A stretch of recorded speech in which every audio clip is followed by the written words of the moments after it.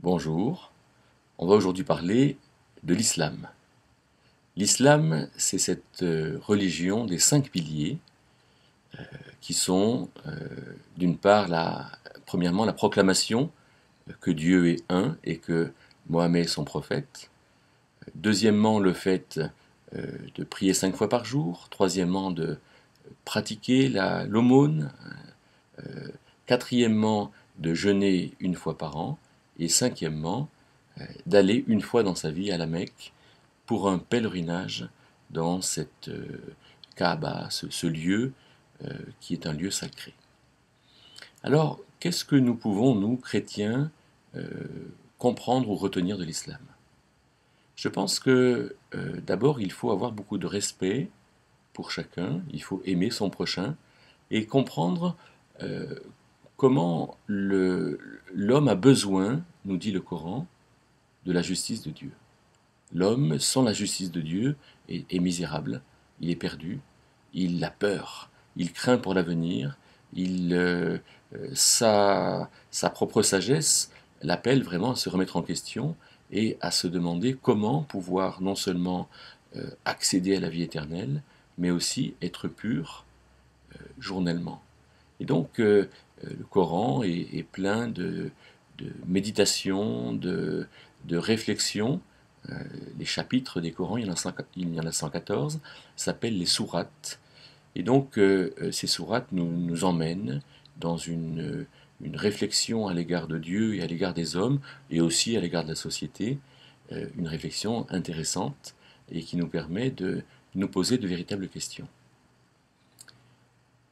L'obéissance, c'est quelque chose qui caractérise l'islam. Islam veut dire obéissance et musulman, c'est le participe de islam, ça veut dire obéissant.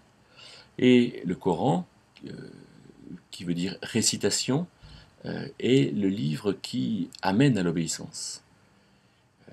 L'obéissance, c'est quelque chose de fondamental. C'est quelque chose qu'il nous faut trouver dans l'écoute de ce que dit Dieu. Obéir, obodire, c'est se placer en dessous de ce qu'on entend. Obodire, en dessous de ce qu'on entend. Et donc l'obéissance, c'est se placer sous la parole de Dieu et l'entendre, la comprendre, et donc être conséquent et faire ce que Dieu nous demande. Regardons un peu ces 5 piliers. La proclamation de l'unité de Dieu, de l'unicité de Dieu, elle est claire. Le fait que Mahomet soit son prophète, alors nous, les chrétiens, nous ne le croyons pas. Nous considérons que ce que Mahomet a dit ne reprend pas ce qui a eu lieu environ 500 ans avant lui, puisque le Christ est venu pour sauver les hommes, alors que le Coran ne reconnaît pas à Jésus-Christ sa vertu de Dieu et de Dieu sauveur, et de Dieu fait homme, puisqu'il dit qu'un autre a été crucifié à sa place. La charité, alors bien sûr, la charité est une très bonne chose, et la Bible, Psaume 41 par exemple, va nous dire « Bienheureux qui comprend le pauvre », donc on devrait aller encore plus loin que la charité, être dans une véritable relation avec le pauvre et recevoir quelque chose de lui. Le fait de jeûner, alors là, sur le jeûne, il y a aussi un peu de distance, à mon sens, entre le Coran et puis même ce que disent certains chrétiens et ce que je pense. Je crois que Dieu ne nous appelle pas à la privation de nourriture. Un des versets centraux sur le jeûne, c'est Ésaïe 58, verset 7, qui dit « N'est-ce pas ici le jeûne que j'ai demandé, que tu partages ton pain avec celui qui a faim ?» Voilà qui ouvre des perspectives particulières. Bon, sur le pèlerinage, je ne dirais pas grand-chose. Il me semble qu'il est clair pour nous, chrétiens, que la présence de Dieu est de partout et qu'elle n'est pas seulement dans l'Église, elle est de partout. Et nous avons donc à vivre cette présence de Dieu. Mais je voudrais ajouter quelque chose dans le Coran qui touche à cette incertitude que le musulman a du salut. Il ne sait pas s'il sera sauvé et il est question dans la doctrine musulmane de cette vallée sur laquelle il y a une corde tendue et le fidèle doit passer sur la corde et il ne sait pas s'il arrivera au paradis.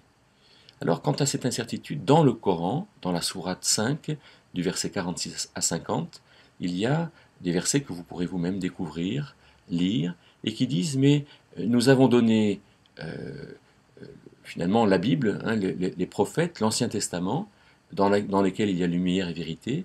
Nous avons donné Jésus, fils de Marie, et nous avons donné l'Évangile dans lequel il y a lumière et vérité. Et au verset 50, il est dit que Dieu préserve sa parole, ou Allah préserve sa parole, de toute falsification.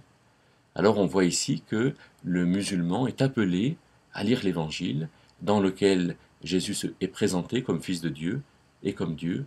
Alors je pense qu'il nous faut vraiment avoir ce regard ouvert sur le Coran qui appelle à lire l'Évangile, et donc ici qui a aussi une parole de sagesse.